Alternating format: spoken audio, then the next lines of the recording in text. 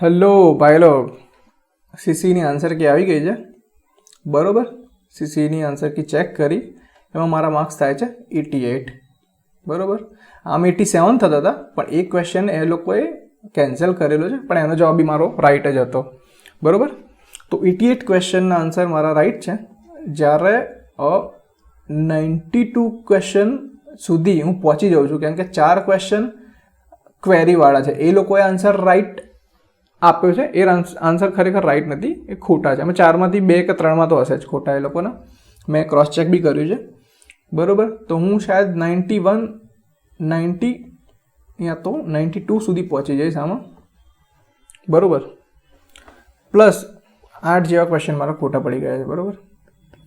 એમાં ડિટેલમાં કહું તો શાયદ રિઝનિંગમાં 5 યા 6 ક્વેશ્ચન ખોટા પડ્યા છે.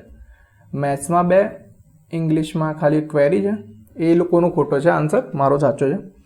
અને ગુજરાતીમાં એક ક્વેશ્ચન રોંગ છે, એકમાં ક્વેરી છે બરાબર. કે એ લોકોનો આન્સર આ ખોટો છે, યા તો ડાઉટફુલ છે, ખોટો નથી તો રાઈટ બી નથી બરાબર. તો હવે મેન વસ્તુ આ નથી. મેન વસ્તુ હું શું કહીશ, મેન વસ્તુ જે મારા 88 પ્લસ આ 4 પેન્ડિંગ જે આ માર્ક્સ થાય છે ને 90 અથવા 91 યા 92, આ માર્ક્સ 3rd મે જે તારીખ હતી ને એની સેકન્ડ શિફ્ટમાં મારું પેપર હતું. અને આ માર્ક્સ આટલા માર્ક્સ લાવવા માટે મારે ટાઈમ લાગ્યો 45 મિનિટ. એન્ડ મેં આ પેપર 45 મિનિટમાં કર્યું હતું. ઉતાવળમાં સિલી મિસ્ટેકો બહુ થઈ ગઈ બરાબર. મને આખા પેપરમાં 45 મિનિટ સુધી મેં કેટલા ક્વેશ્ચન કર્યા, તો 45 મિનિટ મતલબ નોટ શ્યોર 44 મિનિટ 45 વચ્ચેની મિનિટ, એટલો 1-2 મિનિટનો ડિફરન્સ હશે 45થી બરાબર. મેં જોયું ત્યારે 45ની આજુબાજુ ટાઈમ થતો હતો. તો આ 98 ક્વેશ્ચન મેં 45 મિનિટની અંદર કર્યા છે બરાબર. 2 ક્વેશ્ચન મને નહોતા આવડતા, એક ગુજરાતીનો એક હતો, એ નહોતો આવડતો હાવ, અને એક રિઝનિંગનો ક્વેશ્ચન, મને કોઈ આઈડિયા જ નહોતો એ ક્વેશ્ચનનો. અને જે બીજા ક્વેશ્ચનો જ્યાં ખોટા પડ્યા છે બરાબર, આ 4 પ્લસ બી કરી દઈએ તો 92 થશે. અને જે 6 ક્વેશ્ચન ખરા ને 6 જે ખોટા પડ્યા છે, એ ક્વેશ્ચન મારા ટફ ક્વેશ્ચન નથી ખોટા પડે, ઇઝી ક્વેશ્ચન ખોટા પડે. અને શાના લીધે? આ 45 મિનિટના લીધે. કેમ કે 45 મિનિટમાં પેપર કર્યું એના લીધે સિલી મિસ્ટેકો થઈ જાય 6 જેવી, એના લીધે. અગર એ સિલી મિસ્ટેકો ના થઈ હોત તો મારા માર્ક્સ 97-98 એટલા થતા હોત બરાબર. હવે આ કોઈ મોટી વસ્તુ નથી બરાબર. કોઈ બી મહેનત કરે એટલે આટલા માર્ક્સ આવી શકે છે. કોઈ બહુ વધારે મહેનત કરી હોય ને તો ઇમ્પોસિબલ નથી કંઈ બી. હવે બીજી વાત કે 92 શું 100માંથી 100 લાવો, પણ સીસીમાં માર્ક્સ લાવવાનો કોઈ મતલબ ખરો? કોઈ જ મતલબ નથી. ક્વોલિફાઈંગ એક્ઝામ છે બરાબર, એ વસ્તુ છે. બટ નેક્સ્ટ એક્ઝામ આવી રહી છે PSIની. PSIની અંદર 100 માર્ક્સનું મેથ્સ પ્લસ રિઝનિંગ છે બરાબર. તમને એવું લાગે છે કે જો હું આમાં આટલા સ્કોર કરી શકતો હોય તો PSIમાં કેટલા સ્કોર કરીશ બરાબર. તો આનો કોઈ ફાયદો નથી સીસીનો, પણ PSIમાં હું આરામથી 95 પ્લસ જતો રહીશ બરાબર.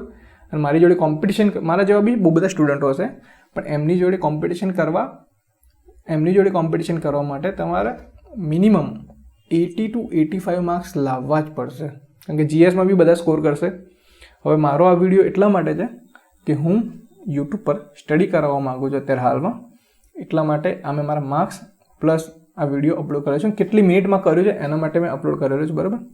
જેને બી ઇન્ટરેસ્ટેડ હોય સ્ટડી કરવા, હું ક્વેશ્ચન કરાવીશ, પ્રેક્ટિસ કરાવીશ ક્વેશ્ચનની, તો જોડાઈ શકે છે.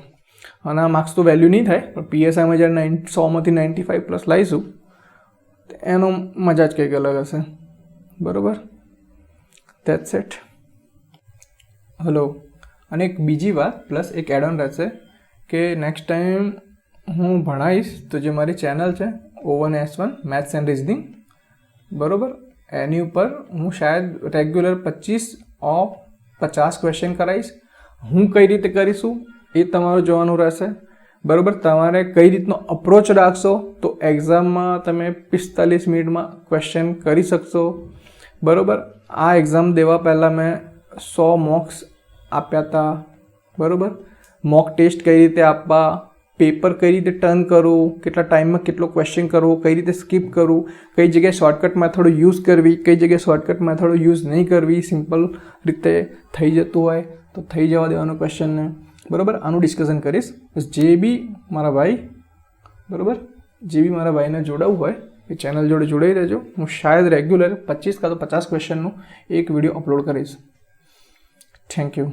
બાય ધ વે, મારું નામ સુનિલ રાઠોડ છે.